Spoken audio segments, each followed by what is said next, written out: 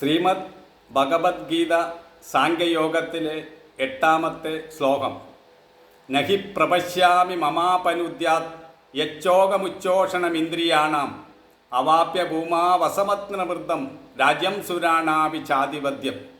അതായത് ഭൂമിയിൽ ശത്രുരഹിതവും സമൃദ്ധവുമായ രാജ്യവും ദേവേന്ദ്ര പദവി ലഭിച്ചാൽ പോലും എൻ്റെ ഈ ദേഹേന്ദ്രിയങ്ങളെ ശോഷിപ്പിക്കുന്ന ശോകത്തെ ഇല്ലാതാക്കാൻ കഴിയുമെന്ന് എനിക്ക് തോന്നുന്നില്ല എന്നാണ് അർജുനൻ ഇവിടെ പറഞ്ഞിരിക്കുന്നത്.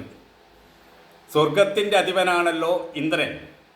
ആ ഇന്ദ്രപദവി ലഭിച്ചാൽ പോലും എനിക്ക് എൻ്റെ മനസ്സിൻ്റെ എൻ്റെ ശരീരത്തെ ബാധിച്ചിരിക്കുന്ന ദുഃഖത്തെ ഇല്ലാതാക്കാൻ കഴിയില്ല എന്നാണ് അർജുനൻ പറയുന്നത്. പിന്നെയല്ലേ രാജ്യാധികാരം.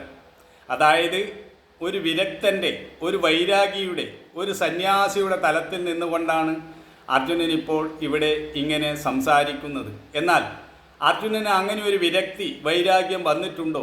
വന്നിട്ടില്ല എന്നതാണ് വാസ്തവം. അങ്ങനെ ഒരു വിരക്തി വന്നിട്ടുണ്ടെങ്കിൽ അർജുനൻ യുദ്ധക്കളത്തിലേക്ക് തന്നെ വരില്ലായിരുന്നു.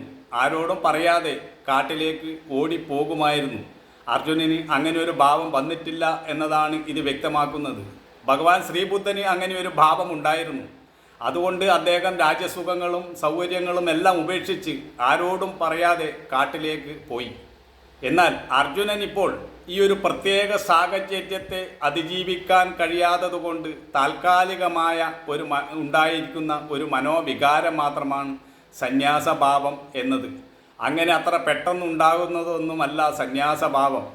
ഈ പ്രപഞ്ചത്തിൻ്റെ നശ്വരത നിത്യാനിത്യ വിവേകത്തിലൂടെ, തത്വജ്ഞാനത്തിലൂടെ ദൃഢമായി ബോധിച്ചതിന് ശേഷം ഒരാൾക്കുണ്ടാകുന്ന ഭാവമാണ് സന്യാസഭാവം എന്നത്. ഒരു യഥാർത്ഥ സന്യാസഭാവം ഉണ്ടാവുക എന്നത് തത്വജ്ഞാനത്തിലൂടെ മാത്രമേ ഉണ്ടാവുകയുള്ളൂ. അത് നിരന്തരമായ അഭ്യാസത്തിലൂടെ ഒരാൾക്ക് വന്നു ചേരേണ്ടതാണ്. അല്ലാതെ കാവ്യവസ്ത്രം ധരിച്ചതുകൊണ്ടോ ആശ്രമങ്ങളിൽ പോയതുകൊണ്ടോ വനാന്തരങ്ങളിൽ പോയതുകൊണ്ടോ ഒന്നും യഥാർത്ഥ സന്യാസഭാവം ഉണ്ടാവുകയില്ല. അത് തീർത്തും ത്യാഗത്തിൻ്റെ ഒരു ഭാവമാണ്, വിരക്തിയുടെ ഒരു ഭാവമാണ്.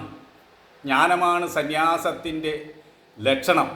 ഒരു യഥാർത്ഥ ജ്ഞാനിക്ക് മാത്രമേ സന്യാസിയാകാൻ കഴിയുകയുള്ളൂ. ഒന്നിനോടും മമതയില്ലാതെ ഒരവസ്ഥയാണിത്. ആ ഒരു അവസ്ഥയിലൊന്നും അർജുനൻ എത്തിച്ചേർന്നിട്ടില്ല. പക്ഷേ ഈ ഒരു പ്രതിസന്ധിയെ അർജുനൻ അതിജീവിക്കാൻ കഴിയാത്തതുകൊണ്ട് സന്യാസമാണ് നല്ലത് എന്നൊരു തോന്നൽ മാത്രമേ ഇവിടെ ഉണ്ടായിട്ടുള്ളൂ.